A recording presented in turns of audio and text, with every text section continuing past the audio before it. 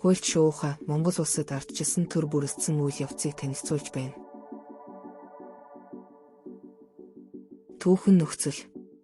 Чин гүрэн мөхөж Монгол улс тусгаар тогтнолоо олж авсны дараа 1924 онд бүгд найрамдах Монгол ард улсыг байгуулахыг зөвлөлт холбоот улс дэмжиж голчлон нөлөөлсөн байдаг.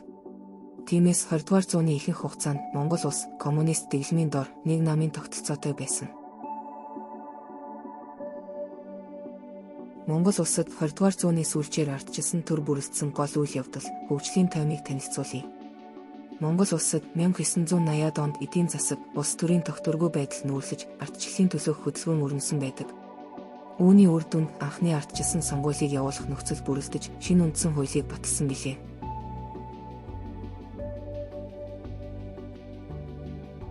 (1980-ад он гэхэд Монгол улс зөвлөлт холбоот улсаас хараад тэр нь өөрөө улс төр, эдийн засгийн хямралтай байсантай холбоотой эдийн засгийн хүндлэлцүү байдалд орсон.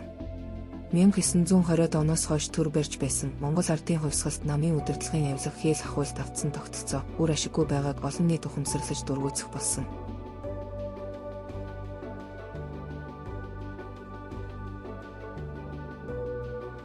Зүүн Европын орнуудад өрнөсөн ардчилсан хөдөлгөөн бодлогоос санаа авч 1989 оны сүүлчээс Монголд ардчлалын төлөөх хөдөлгөөн өрнөж эхэлсэн.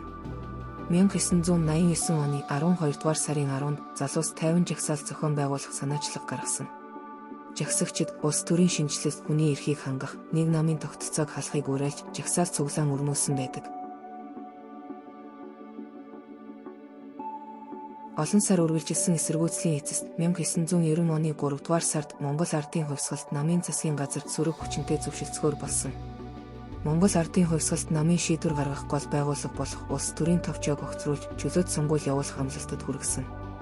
Олон намын тогтолцоог бий болгох үүднээс үндсэн хуулийн шинжилгээг санаачилж шинэ үндсэн хуулийн төслийг боловсруулсан байдаг.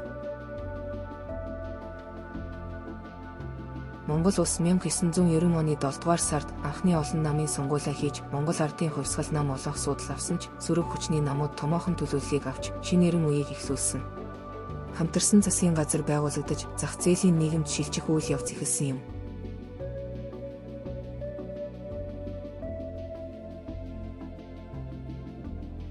(1992 оны 1-р сарын 13-нд Монгол улс шинэ үндсэн хуулиа баталж ардчилсан төрийн тогтолцоог бүрэлдүүлэх улс төр, эрх зүйн үндсийг тавьсан. Шинэ үндсэн хуулиар үндсэн эрх чөлөө, эрх мэдлийн хуваарлалт олон намын улс төрийн тогтолцоог баталгаажуулсан. Шинэ хууль эрх зүйн орчинд мөн парламент ерөнхийлөгчийн холимог тогтолцооны бүтцийг бий болгож, ерөнхийлөгч төрийн тэргүүн, ерөнхий сайд засгийн газрын тэргүүнээр ажиллахаар болсон.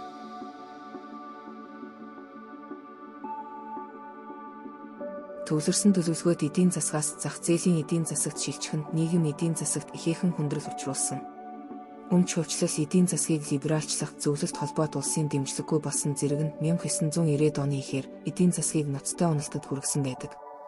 Гэсэн хэдий ч Монгол улс цаг хугацааны явцад эдийн засгаа тогтворжуулж дэлхийн зах зээлд нэгдэж чадсан юм.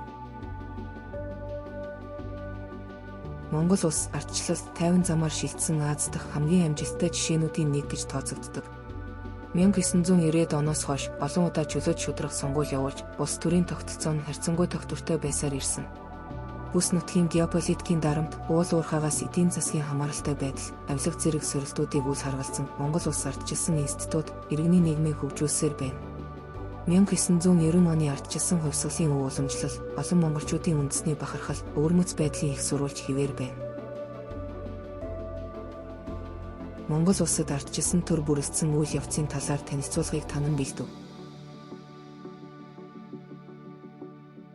Хуульч шуухайтай хамт төрийн онол судлаарай. Хамтдаа хөгжицгөөе.